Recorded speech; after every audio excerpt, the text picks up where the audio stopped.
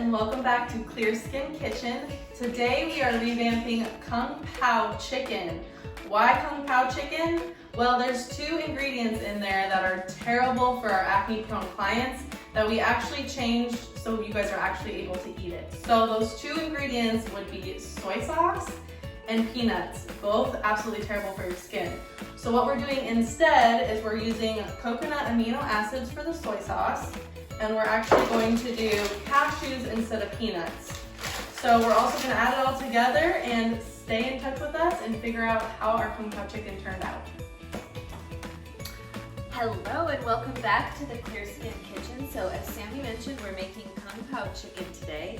And first we're just going to start off by sizzling up our chicken. We're using a little bit of sesame oil. Just a note that you don't want to use peanut oil because peanuts are bad for acne. So you don't want to use peanut oil, peanuts, or peanut butter in anything that you're eating. I want to give you a little cooking tip here. I cut this chicken against the grain. A friend of mine, Teresa, just taught me that, and you really need a great knife to cut chicken, especially when it's completely defrosted. So this knife is amazing. These are these Cutco knives. Oh my gosh, it just sliced right through that chicken. And apparently when you cut against the grain, it makes it really tender. So we marinated our chicken in a combination of coconut aminos, which were substituted for soy sauce. And Sammy and I both tasted them, and they're a little sweeter than soy sauce, I think because of the coconut.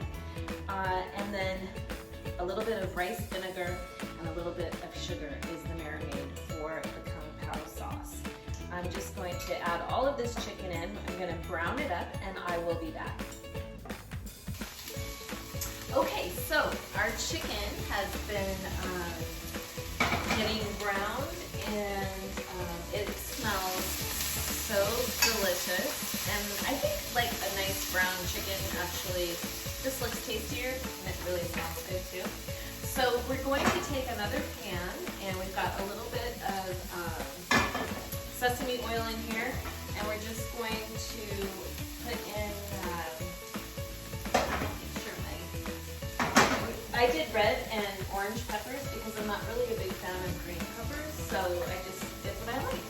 And I probably should have chopped them into bite-sized pieces, but I did not do that. So we're going to let those get a little bit soft and saute those.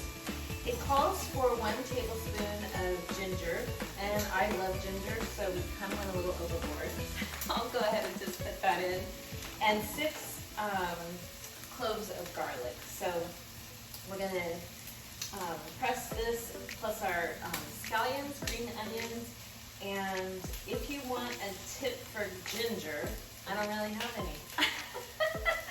I just used a peeler, a carrot peeler or a potato peeler, and peeled it and then diced it up with my really fancy knife. Once we get all of this kind of softened, the peppers and the ginger and all of the veggies, then we are going to add our brown chicken to the vegetables and add in our sauce. Oh, the other thing is we've got to put our cashews in with these veggies while they're cooking. They kind of get brown too.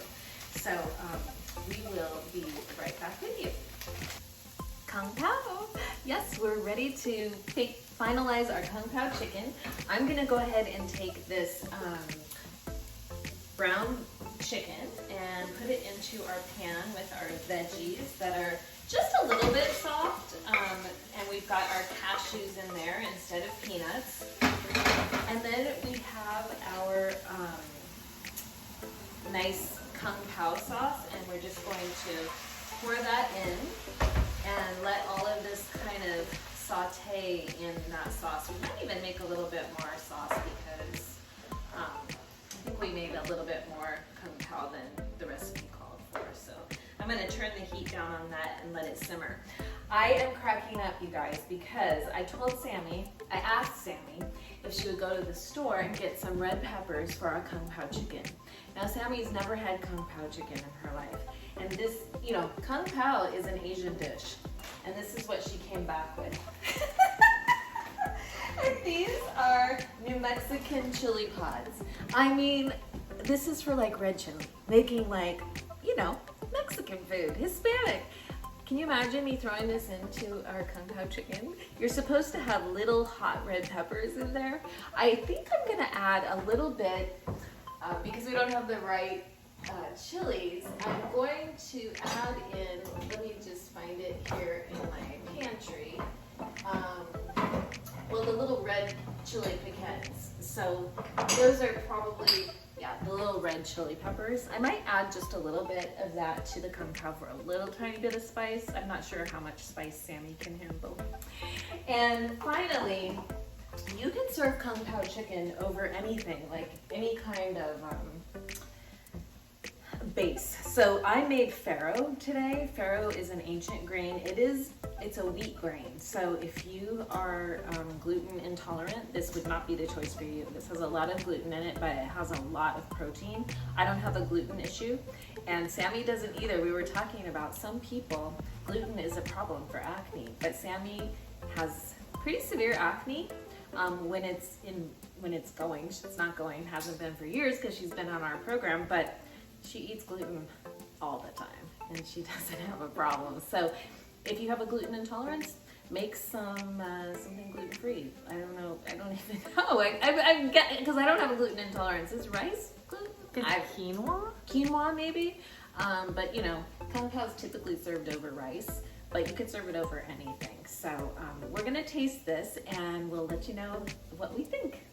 Final review. Okay, here we go. We're gonna give it a taste. This is with cashews and